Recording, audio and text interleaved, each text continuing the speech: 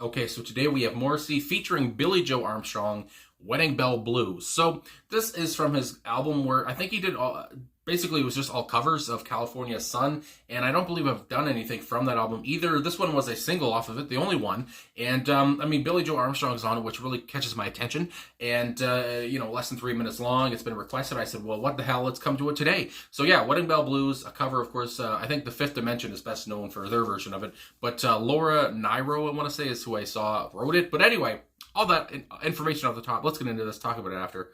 Let's go. I think this intro is longer than the song.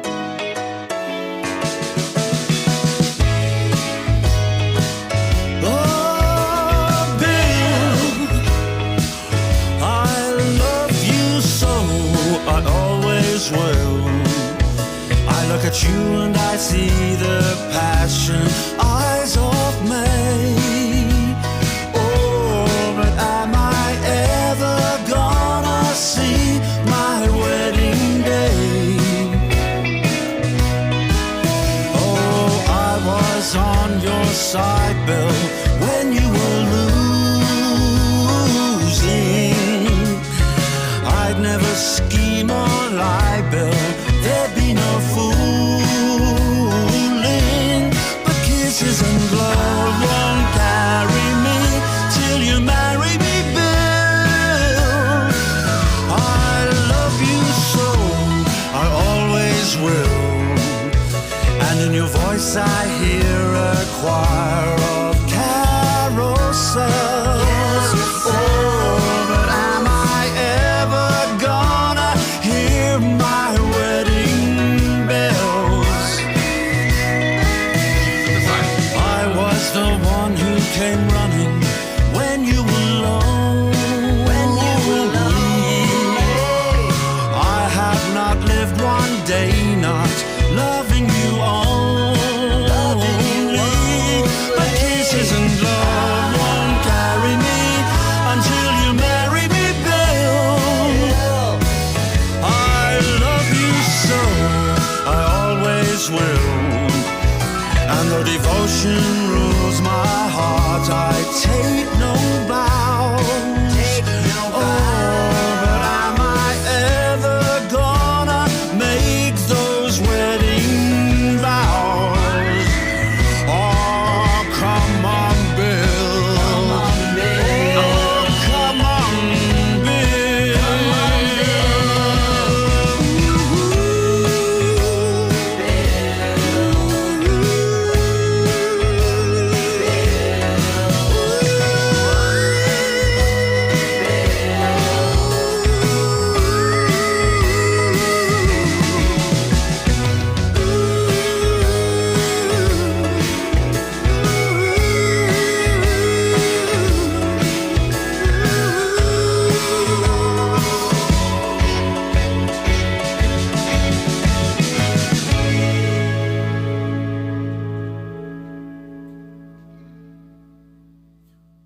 Well, okay, so Morrissey and Billie Joe Armstrong, Wedding Bell Blues. So like I said off the top, this song was, originally by Laura Nyro, I believe is how you say it. And I've never heard her version, but I've heard of the Fifth Dimensions version. And, with that version, it's always like, I've only heard a woman, my God, sing the song. I can't talk.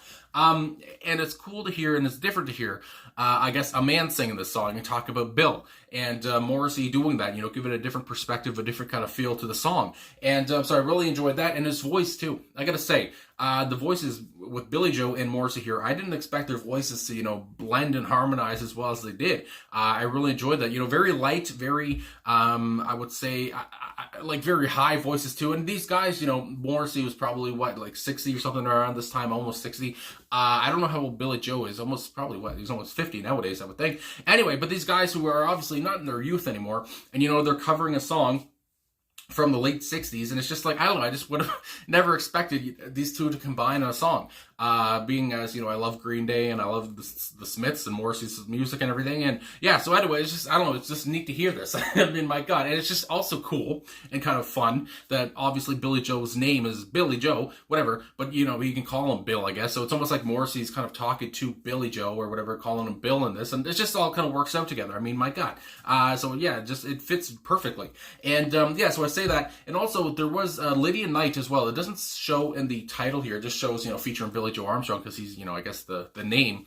But Lydia Knight is on this track as well, who's been in a few bands. I guess she was in the Regrets as well, which is a punk band I see here from Wikipedia. But anyway, Lydia Knight, and I believe probably her and Billie Joe were combining on the backing vocals there. It sounded like another, woman's voice was there too. And there also was group vocals too. I mean, there's a bunch of vocalists on this track, and I gotta scroll down here, talk amongst yourselves for a second to see the group vocals. So here it is. Like I said, Lydia and Billie Joe were on backing vocals, and then on group vocals, as it is put here on Genius.com, Arnold McCuller, I want to say, my God, Bridget Bryant, Valerie Pinkston. I guess they were doing the group vocals too. So I made a lot of, vocalists on this track to, boost it up so well. And again, just to, write home about how this woman is feeling about Bill, and just, putting even more frustration and even more feel into the song, that this woman really, wants him to pop the question, really wants him to, she loves him so much, but she can only go on for so long before she starts to think, am I ever gonna, have my wedding day? So yeah, I enjoy the combination of voices, I have to say. I mean, that was the whole focal point of the song. But I also have to say, though, I say that's the whole focal point, but of course I would say Roger Manning, who I believe is on keyboards here, it doesn't have what he's on. I see at the personnel, but he's on the track, and I believe he probably would have done the keyboards like he usually does. But anyway, Roger Manning Jr., obviously in the song that I've heard from The Fifth Dimension, the keyboards are very vital, right off the top. And Roger Manning comes right in off the top on this track, and does a very good job of replicating what I heard in the Fifth Dimension's version. And so I'm always a sucker for his keyboards, and I've always talked about his work whenever he's on a Morrissey song I react to. So yeah, it was a good one here again from frickin' Roger, and a good one I thought from all over the place. For a 3-minute track basically. I don't really have many complaints. It was just a nice cover. And again, I love how Morrissey and Billie Joe's voices came together on this. I didn't expect them to work as well as they did. It was like, almost angelic in a way as well. So that's all I got to say on that, I believe. So let's get to these lyrics now. And again, I don't think it's very complicated to understand. Really, the main message here is this woman is frustrated with Bill and him not, committing, I guess. Maybe he has commitment issues. Maybe there's more going on. And she maybe suspects that. And she's thinking, does this guy really love me or not? I love him. Does he love me as much as I love him? Anyway, so let's get into this. Oh, Bill, I love you so. I always will. So she'll always love Bill either way. I look at you and I see the passion eyes of May. Oh, but am I ever going to see my wedding day? I was on your side. I love the O's here as well. It gives a little bit more of a feel.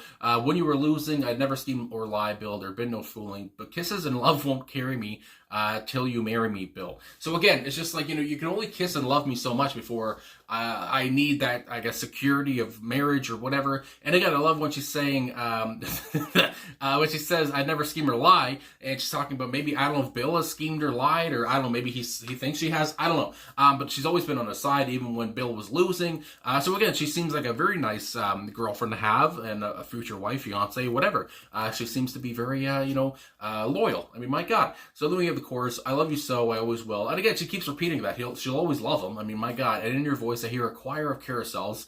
Oh, but am I ever going to hear my wedding bells? Again, repeating this, to get the point home. I was the one who came running when you were lonely. And again, just talking about, again, when you were losing, when you were lonely, I was the one there, the only one there. I have not lived one day not loving you only. Kisses and love won't carry me until you marry me, Bill. So again, she's talking about, how loyal and how great she is, basically how great she feels she's been to Bill. And again, Bill's just, not reciprocating or something. And again, I love how she's, obviously calling him Bill. Usually if you have a boyfriend, girlfriend, whatever, you call each other, you usually might not call each other by your first name. You call them honey, whatever the hell, sweetie, all this crap. And, so it's obviously very, straightforward when she's calling him Bill, calling him, his first name. I mean, yeah. I mean, I've seen those videos of people, girlfriend, boyfriends, whatever, calling their spouse, by their first name, and then the spouse being very surprised or whatever and wondering what's wrong. But anyway, so, that's what comes to my head as well. Anyway, then we have the bridge. I love you so, I always will. And though devotion rules my heart, I take no bows. Oh, but am I ever going to make those wedding vows? Oh, come on, Bill, come on, Bill. It's just like, come on, Bill, what the hell? And then, oh, Bill, and then the outro there. And again, just, not too many lyrics here. kind of like we're in and we're out. It's less than 3 minutes of a song, and we're really just getting the point home again of talking about, am I ever gonna see my wedding day, or am I ever gonna make those wedding vows that I dream of again? Because many different people, men, women, whatever, dream of marrying somebody someday and making those wedding vows, and I mean that's what some people dream of, and obviously this woman here is one of those people, and Bill seems maybe not to be, and she's again wondering, like, I can only love you for so long before I might have to break away if I feel like you're not going to commit, or if I feel like you don't really love me deep down, or something like that. So yeah.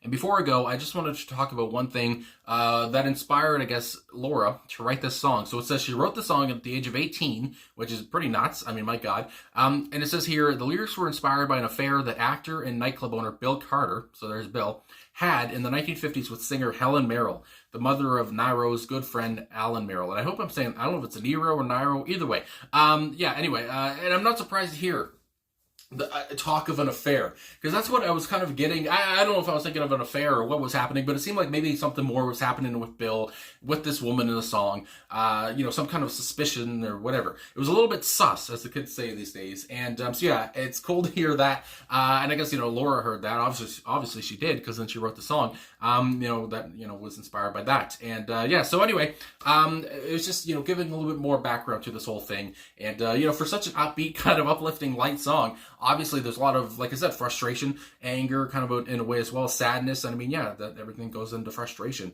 of this woman waiting for Bill to try as hard as she is. So anyway, I really enjoyed it, I have to say. Didn't expect Billy and Morrissey to work so well together, but they really did. So yeah, I guess that's all I'm gonna say. So thanks for watching, thanks for liking, subscribing, commenting. I felt a little sick today, didn't know if I was gonna get a video out. It's 5 a.m. and on Friday, so I mean, I'm actually doing this on Friday. I mean, my God. So anyway, there you go. Again, thanks for everything. I'll talk to you guys again soon.